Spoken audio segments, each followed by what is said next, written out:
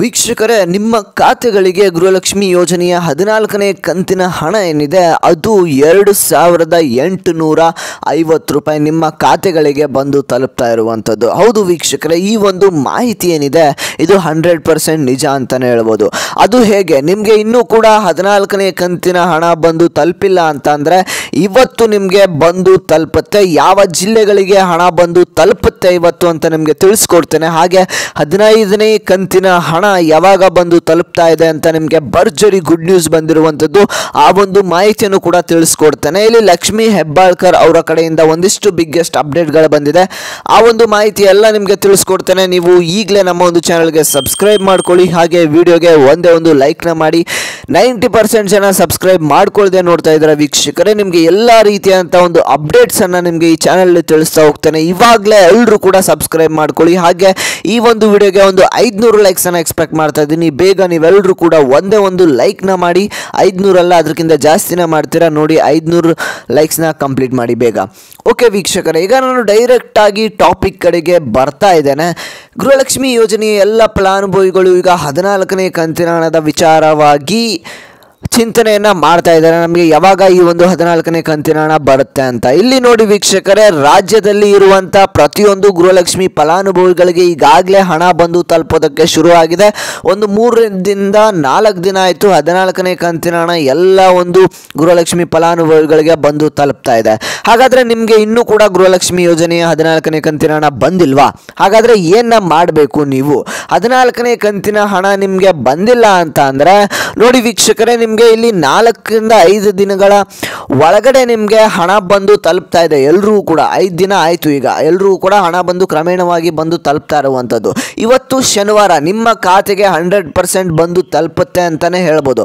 ಯಾಕೆ ಅಂತ ಅಂದರೆ ಈಗ ಗೃಹಲಕ್ಷ್ಮಿ ಯೋಜನೆಯ ಎಲ್ಲ ಫಲಾನುಭವಿಗಳಿಗೆ ಈಗ 50% ಹತ್ತತ್ರ ಎಲ್ಲರೂ ಕೂಡ ಹಣ ಬಂದು ಜಮಾ ಆಗಿದೆ ಅಂತಲೇ ಹೇಳ್ಬೋದು.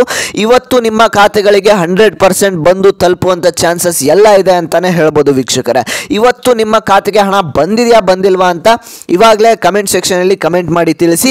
14ನೇ ಕಂತಿನ ಹಣ ಇಲ್ಲಿ 2000 ಮೇಲ್ಗಡೆ 850 ರೂಪಾಯಿ ಯಾಕೆ ಹೇಳಿದೆ ಅಂತ ಅಂದರೆ ಇಲ್ಲಿ 850 ರೂಪಾಯಿ ಏನಿದೆ ನಿಮ್ಮ ಒಂದು ಅನ್ನಭಾಗ್ಯ ಯೋಜನೆಯ ಹಣ ಅಂತಲೇ ಹೇಳ್ಬೋದು. ನಿಮ್ಮ ಒಂದು ಮನೆಯಲ್ಲಿ ಇರ್ತಕ್ಕಂಥ ಎಲ್ಲ ಸದಸ್ಯರ ಅನ್ನಭಾಗ್ಯ ಯೋಜನೆಯ ಹಣ ಇಲ್ಲಿ ನಿಮಗೆ ಬಂದು ತಲುಪಿದೆ. ನಿಮ್ಮ ಮನೆಯಲ್ಲಿ ಎಷ್ಟು ಜನ ಇರ್ತೀರಾ ನೋಡಿ, ಅಷ್ಟು ಹೆಚ್ಚಿಗೆ ಹಣ ನಿಮಗೆ ನಿಮ್ಮ ಒಂದು ಖಾತೆಗೆ ಬಂದು ತಲುಪುವಂಥದ್ದು. ಇಲ್ಲಿ 2000 ಹಣ ಏನಿದೆ ಅದು ಗೃಹಲಕ್ಷ್ಮಿ ಯೋಜನೆಯ 14ನೇ ಕಂತಿನ ಹಣ ಆಗಿರುತ್ತೆ. ಮಿಕ್ಕಿದ್ದೇನು ಬಂದಿರುತ್ತೆ ಅದು ಅನ್ನಭಾಗ್ಯ ಯೋಜನೆಯ ಹಣ ಆಗಿರುತ್ತೆ ವೀಕ್ಷಕರ.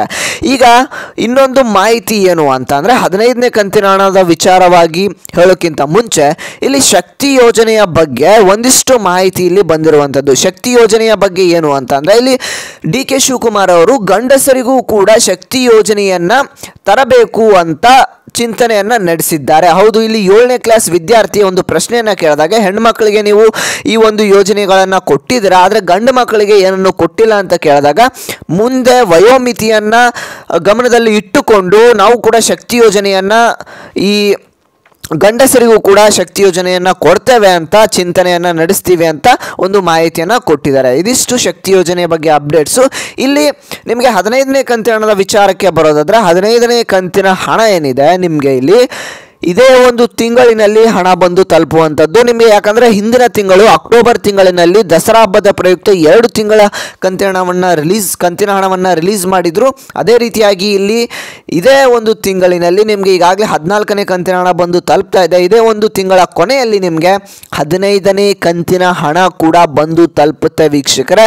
ಈಗ ನೀವೇನ ಮಾಡಬೇಕು ಅಂದರೆ ನಿಮ್ಮ ಒಂದು ಅಕೌಂಟ್ ಸ್ಟೇಟಸನ್ನು ಚೆಕ್ ಮಾಡ್ಕೊಳ್ಳಿ. ನಿಮಗೆ 14ನೇ ಕಂತಿನ ಹಣ ಬಂದಿದೆ ಬಂದಿಲ್ವಾ, ನಿಮ್ಮ ಒಂದು ಜಿಲ್ಲೆ ಯಾವುದು ಅಂತ ಈಗ ಕೂಡಲೇ ಕಮೆಂಟ್ ಮಾಡಿ. ಹಾಗೆ ನಮ್ಮದೊಂದು ಚಾನಲ್ಗೆ ಯಾರು ಸಬ್ಸ್ಕ್ರೈಬ್ ಮಾಡ್ಕೊಂಡಿಲ್ಲ, ಎಷ್ಟೊಂದು ಜನ ಸಬ್ಸ್ಕ್ರೈಬ್ ಮಾಡ್ಕೊಳ್ದೆ ನೋಡ್ತಿದ್ರ, ಇವಾಗಲೇ ಎಲ್ಲರೂ ಕೂಡ ತಪ್ಪದೆ ಸಬ್ಸ್ಕ್ರೈಬನ್ನು ಮಾಡ್ಕೊಳ್ಳಿ. ಹಾಗೆ ಈ ಒಂದು ವಿಡಿಯೋಗೆ ಲೈಕ್ನ ಮಾಡ್ಕೊಳ್ಳಿ. ನೀವೇ ನೋಡಿ 500 ಲೈಕ್ಸ್ ನಿಯರ್ ಇದೆ. ಬೇಗ ಬೇಗ ಎಲ್ಲರೂ ಕೂಡ ಪಟಾಪಟ ಅಂತ ಲೈಕ್ನ ಮಾಡ್ಕೊಳ್ಳಿ. 500 ಲೈಕ್ಸ್ನ ಕಂಪ್ಲೀಟ್ ಮಾಡಿ. ಹಾಗೆ ಈ ಒಂದು ವಿಡಿಯೋನ ಪ್ರತಿಯೊಂದು ಫ್ರೆಂಡ್ಸ್ ಆ್ಯಂಡ್ ಫ್ಯಾಮಿಲಿ ಮೆಂಬರ್ಸ್ಗೆ ಎಲ್ಲರೂ ಕೂಡ ಶೇರ್ ಮಾಡಿ. ನಿಮ್ಮ ಒಂದು ಗ್ರೂಪ್ಸ್ ಇರುತ್ತೆ, ವಾಟ್ಸಪ್ ಗ್ರೂಪ್ ಆಗಿರ್ಬೋದು, ಟೆಲಿಗ್ರಾಮ್ ಗ್ರೂಪ್ ಆಗಿರ್ಬೋದು, ಎಲ್ಲರೂ ಕೂಡ ಶೇರ್ ಮಾಡಿ. ಅವರು ಕೂಡ ಈ ಒಂದು ಮಾಹಿತಿ ತಲುಪುತ್ತೆ ಅಂತ ಹೇಳ್ತಾ ನಾನು ಮತ್ತೆ ಮುಂದಿನ ಒಂದು ವಿಡಿಯೋದಲ್ಲಿ ಸಿಗ್ತೇನೆ ವೀಕ್ಷಕರೇ.